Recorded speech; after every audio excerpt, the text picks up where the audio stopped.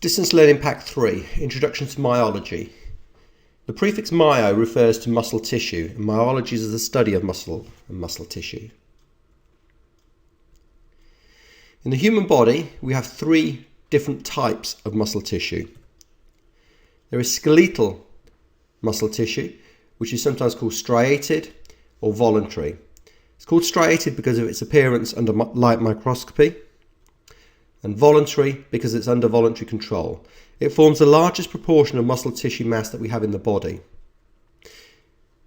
It's skeletal muscle tissue that we're most interested in for this particular module. There is, however, cardiac muscle tissue as well, which is a specialised form of striated tissue. This is not usually under voluntary control, and it's specialised in the sense that adjacent fibres are interconnected. This is to allow for a spread of an action potential across the fibres quickly and efficiently. The third type of muscle tissue that we have is known as smooth or unstriated or involuntary muscle tissue, and this is found in the organ walls or in blood vessel walls. It's not under voluntary control. It's under local chemical or sympathetic or parasympathetic control.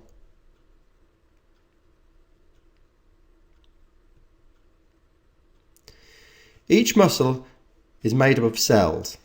The cells themselves are also known as fibres, and these are giant multinucleated elongated cells. They have all the typical characteristics of any other cell.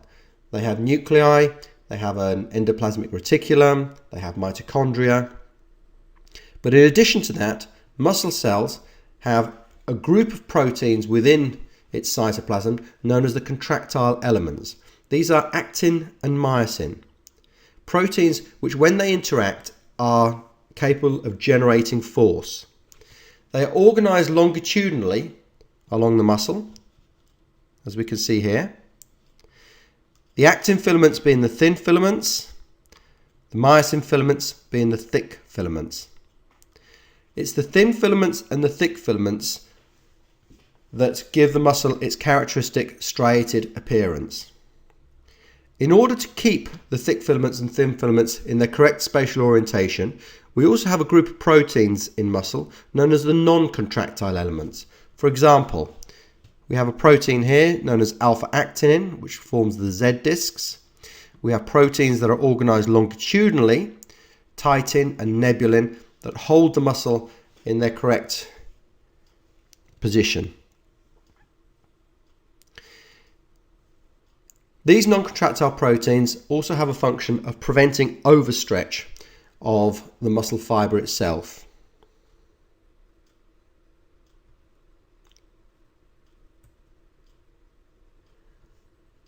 When we look at a muscle, we notice a number of features.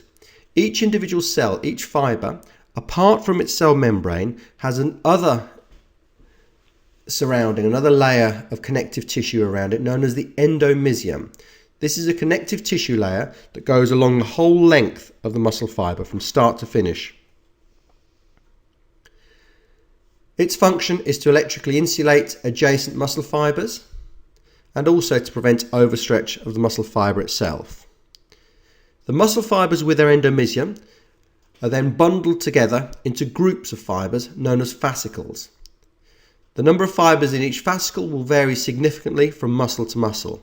Small muscles that have fine control often have very small fascicles containing anywhere between 5 and 10 fibres. Larger muscles may have significantly larger fascicles containing up to a few hundred muscle fibres within them.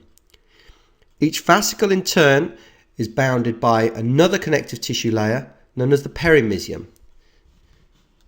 Here is our muscle fibre with its endomysium.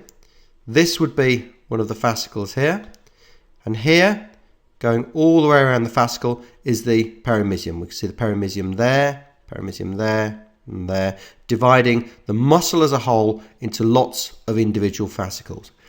Now, the perimysium has a very high tensile strength. It prevents overstretch of the muscle, but it also acts as a conduit for blood vessels and nerves. Here we can see arterioles and venules going longitudinally along the muscle.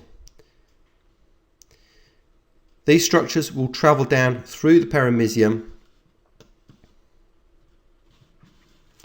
The fascicles with their perimysium are then bundled together and they form the muscle as a whole. And the muscle as a whole is then bounded by another very strong connective tissue layer known as the epimysium. These three connective tissue layers, the endomysium, the perimysium and the epimysium, are made up of collagen, and they are found to lay longitudinally along the muscle itself and continue on to blend with the tendon or the aponeuroses at the end of the muscle itself. In order for muscles to produce movement, they have to attach either onto soft tissues or onto bone. The way in which muscles attach may be either directly into the periosteum via connective tissue, via the endomysium, the perimysium and the epimysium. It's not the muscle fibres themselves that blend into the periosteum of bone, or they attach via a collection or condensation of connective tissue known as tendons. These are often tough rounded cords that go on to blend with the periosteum itself.